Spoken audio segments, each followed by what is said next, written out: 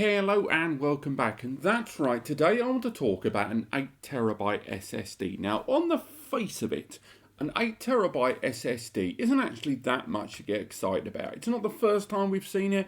Indeed, 8TB NVMe SSDs have actually been around for a year or two. However, there's very important distinctions to be made between different SSDs, and definitely this 8TB SSD and why it is incredibly unique and an industry first from what I've seen over the last few years compared with all the ones that came before it. So this is the Sabrent 8TB RKT4 Plus. It is an M.2 NVMe SSD that arrives in PCIe Gen 4 support, that's 4x4, and it arrives with a performance benchmark there of over 7,000 megabytes per second, they state. Now, we talked a lot about SSDs here on the channel over the last, let's be honest, the last few months have been an absolute deluge because of things like the semiconductor shortages, the effects of the pandemic on the supply chain, Chia, the US-China trade war, drought in Taiwan. All of these things have led to SSD production and release schedules being all over the place. However, this SSD still manages to stand out from all of those. Now, we've talked about the RKT4 Plus before that, the 4TB model there. We talked about it with PS5 and we did a whole review and we bench tested it on a bunch of stuff. Now, on top of that, we've also looked at, the review isn't live yet, we also talked about the Q4 series. Here we've done the PS4 testing if my lighting rig isn't going to absolutely ruin that. And we've talked about the Q4. Now these are two Rocket SSDs. Now the reason I'm talking about them right now is although they're from the same brand and they're both PCIe Gen 4 and both of them arrive in 4TB there's one major difference between them. And it's one of the main reasons why this is so much more expensive than this. And that's to do with the Nand. That is the little chips that are found on these devices here. Let's look at an SSD there. Those little blocks there are known as Nand, and that is where all of the data lives. There's other components on there, a controller, which is kind of the CPU, if you will. There's a little bit of memory on there to help things move along, but the Nand is where all the data lives. Now, till now, it's always been kind of seen that the best SSD NAND to go for currently in terms of price versus performance and durability is 3D TLC NAND. TLC being triple layer cells. And till now, the best we've seen whilst maintaining this length of SSD is 4 terabytes. The reason being that at 4 terabytes is a good balance of the drive lasting a certain length of time in terms of durability, but still giving back that performance. Now within the confines of that, SSD manufacturers have played around. They've gone from 64 layers to 90 layers to now 176 layers, changing just how much data they can put into that 3D NAND. Now, I mentioned at the top of the video that 8TB SSDs aren't new in terms of M.2 NVMe. However, those 8TB drives have fallen into two very distinct categories. The first category are brands that have tried to combat that 4TB max till now on an SSD like this by extending the length, basically increasing the raw storage space, the PCB, the actual board, and the number of SSDs that can be stored on there. Now that has increased the length of an SSD like this, that's known as 2280 length, into 22110 length, a longer SSD. Now, modern consoles like the PS5 do have that longer slot, but a lot of motherboard manufacturers, Gigabyte, MSI and the like, and Asus haven't got that length SSD band in there. Consequently, although 8TB has been accomplished on these longer SSDs, a lot of people can't utilize them.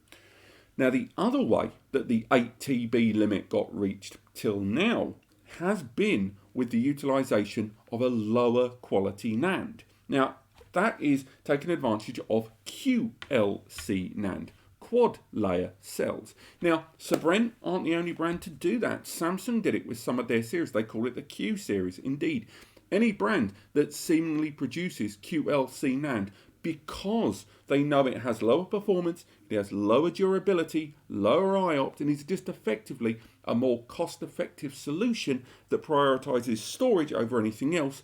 You'll always find that they stick the letter Q in that model ID or the brand name. They can't hide it because they know this is a lesser SSD. So whether it's the Barracuda Q5, the Samsung Q Evo series, or the Sabrent Q4, these drives are the ones that have managed one way or another to increase their overall capacity. But when they've done it, it has achieved the capacity at lower endurance, so it means it won't last as long, lower performance, which means jobs take longer, and lower IOPS, which means smaller operations suffer as well.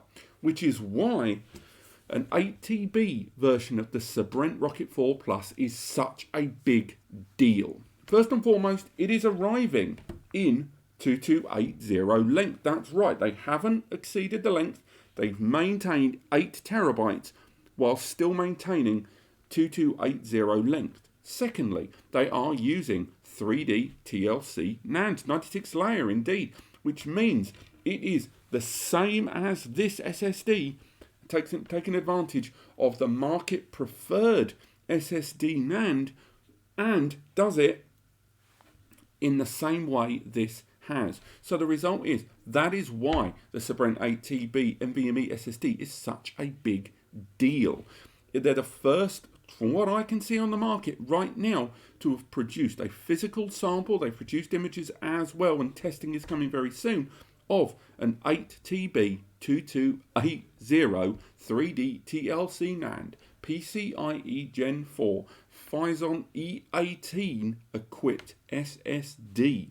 That is a big, big deal. Hence why this video and the article that links to it below exists. Now, what does this mean for the market? Does this mean that Sabrent got there first, but other brands are shortly to follow? Are we going to start seeing, instead of brands releasing a newer generation SSD, given they're already heavily saturating PCIe Gen 4, that they're actually all going to start producing their own 8TB equivalent? Who knows? But right now, Sabrent have managed to kind of take an incredible step forward in front of everyone else right now in the market in terms of capacity. Now, yes, they aren't like Samsung or WD, who have a lot of in-house plant work with their in-house controllers and in-house kind of NAND production. They are, Sabrent in this case, a brand that takes advantage of Coaxia or Micron NAND in their drives. They are a brand that takes advantage of the Phison series of controllers. A lot of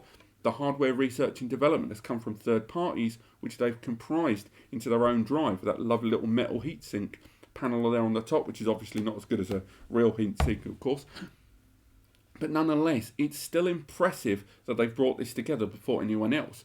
Of course, this is still very early, so we're going to be interesting to see if, one, this is going to be a flash in the pan and something that doesn't reach development, or something that hits the market before anyone else before the end of the year. The fact that there's physical samples out there, to me, is a very good sign that it has reached that production level. How they've done it, I'll be very interested to see how they've managed to compress 8 terabytes onto a drive like this and still maintain that 7,000 meg sequential read. But hopefully we'll have a sample for review sometime in the future. Thank you so much for watching. If you've enjoyed this, click like, and it helps me understand that you like stuff like this. Click subscribe to learn more. We've got lots more SSD content, and we've got some NAS-based content coming very soon. I know I've been hitting SSD incredibly heavy recently, and a lot of that is to do with a lot of the brands right now releasing all of their hardware at exactly the same time because of the complications over the last 18 months I touched on. But don't worry, we're going to keep things as diverse in storage as possible. And do take advantage of the free advice section below over on NAS Compares. Again,